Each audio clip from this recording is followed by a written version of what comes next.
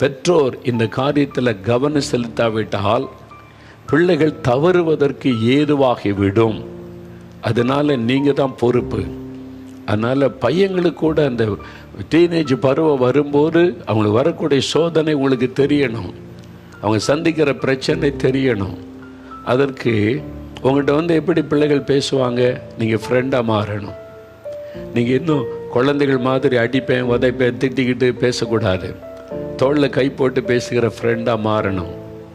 தாய் உங்களுடைய மகளுக்கு ஃப்ரெண்டாக மாறணும். தகப்பன் உங்களுடைய பையனுக்கெல்லாம் ஃப்ரெண்டாக மாறணும். என்னன்னாலும் மனந்திருந்து உங்கள்கிட்ட பேசுகிற அளவிற்கு நீங்கள் பிள்ளைகளோட அந்த மாதிரி ஒரு ரிலேஷன்ஷிப்பை பில்டப் பண்ணி கொள்ளணும்.